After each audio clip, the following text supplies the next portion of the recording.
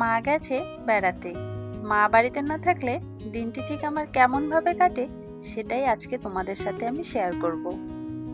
আজকের ঘুমটা ভাঙলো বাবার ডাকে 6:30 নাগাদ। কারণ বাবা তো 7টার দিকে কাজে যাবে, তাই আমাকে 6:30টার দিকে ডেকে দিল। নইলে উঠে তো চা করে দিতে হবে, লোকটা তো সকালে আর কিছু খায় না, 1 কাপ চা আর একটু গরম জল করে দিতে হয়। তাই বাইরে উঠোন আর ঘর ঝাড় দিয়ে আগে বাবাকে চা করে দিচ্ছি, তারপরে যতটুকু কাজ রয়েছে ওটা আমি গুছিয়ে নেব। আর এই চা পাতার কৌটোটা যখন কেনা হয়েছিল তখনই না এই জায়গাটা একটা ফুটো ছিল, কিন্তু সেটা সেলোটেপ দিয়ে আটকানো ছিল।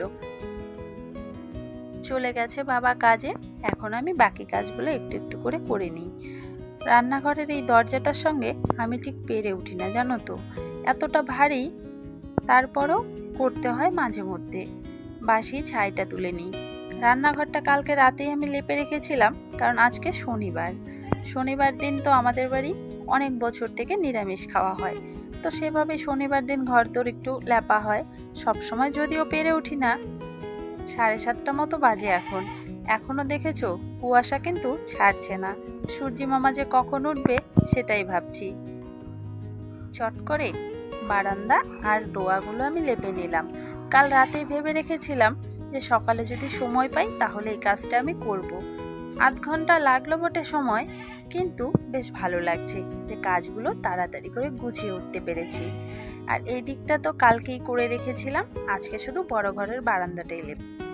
জানো তো, যে মানুষটাকে রোজ ঘন্টা দিয়ে ডাকতে হয় আজকে সে একেবারে উঠে গেছে। শুধু বাবা যাওয়ার আগে একবার বলে গেছিল তাড়াতাড়ি ওঠ, উঠে একটু বোনের সাথে সাথে করে দে। দেখছি উঠেও পড়েছে। তো ওইদিকে ভাতটা বসিয়ে দিল, আর আমি এদিকে সবজিগুলো ওকে একটু গুছিয়ে দিই। কারণ ছেলে মানুষ তো, একা একা ভাত বসিয়ে দিয়ে সবজি কাটতে গেলে অনেকটা দেরি হয়ে যাবে। আর এখন আমারও হাতে খুব একটা কাজ নেই যে আমি করে দিতে পারবো না।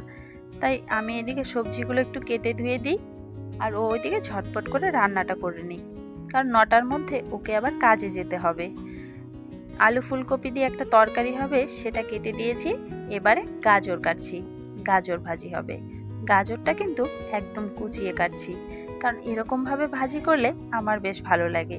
আর একটু মোটা মোটা হয়ে গেলে যদি মুখে পড়ে যায় গাজর, সেটা আমার খুব একটা ভালো লাগে না। অনেক সময় হয়তো ওইভাবে ভাজলে আমি খাইও না, তাই আজকে কুচিয়েই দিচ্ছিলাম। গাজরের সঙ্গে একটু আলুও দেব, কারণ আলু হচ্ছে আমার দাদার ভারী পছন্দের একটা সবজি। আলু ছাড়া যেন ওর কোনো সবজি কোনো তরকারি ভালো লাগে না। তাই গাজর আর আলুটা কেটে ঝটপট করে ধুয়ে রেডি করে দিই। গাজরটা কাটতে বেশ খানিকটা সময় লাগলো, কারণ কুচিয়ে কেটেছি তো, আর অনেকটা পরিমাণে গাজর কাটলাম, কারণ ভাজলে পরে অনেকটা কিন্তু কমে যাবে, একটু হয়ে যাবে। আর এবেলা খাবে, থাকলে ও বেলা রুটি করে দেব, রাতে আর কোনো কিছু রান্না করব না, এই তরকারি দিয়েই হয়ে যাবে। ভাত আর তরকারি নামানোর পরে বলছে আমার কাজের সময় হয়ে গেছে, বাকিটা তুই একটু করে নে। ঠিক আছে, আমি আগে বড়াটা ভেজে নিচ্ছি। এখানে ধনেপাতা আর অল্প পরিমাণে বাঁধাকপি দিয়েছি, এই দিয়েই হচ্ছে বড়া। বড়াগুলো ভাজার পরে এই তেলের মধ্যে গাজর আর আলুটা ভেজে নেব। বেশ খানিকক্ষণ তেলটা গরম হওয়াতে গাজর আর আলুটা হয়তো লেগে যাবে না।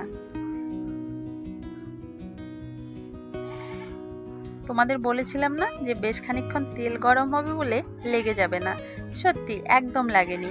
খুব সুন্দরভাবে কিন্তু গাজর আলু ভাজা হয়ে গেছে।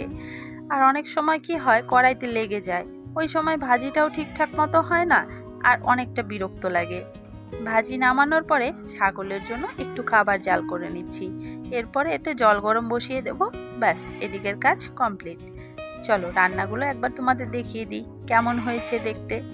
সব রান্নাগুলোই কিন্তু বেশ সুন্দরই হয়েছিল, খেতে যে কেমন হবে সেটা পরে জানা যাবে।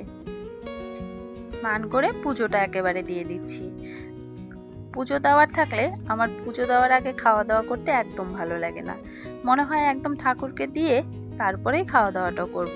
তো সেরকমভাবেই পুজোটা দিয়ে নিচ্ছি, তারপরে খাওয়া দাওয়া করে নেব। খাওয়া দাওয়ার পরে হাতে সেরকম আর কোনো কাজ ছিল না, তাই ভাবলাম এই কাজটাই কেন বা ফেলে রাখি, করেই ফেলি ঝটপট। এই কাজটা হয়ে গেলে এবেলা আর কোনো কাজ নেই। বিকেলে উঠোন ঘর ঝাড় দেব, আর রাতে করে দেব ওদের দুজনকে রুটি। মা হয়তো আজকে চলে আসবে, আর আজকে যদিও না আসে কাল সকালের মধ্যে চলে আসবে। চলো তবে আজকের ভিডিওটা এখানেই শেষ করছি। ভিডিওটি যদি ভালো লেগে থাকে লাইক কমেন্ট শেয়ার করে দিও আর চ্যানেলটি সাবস্ক্রাইব করে পাশে থেকো।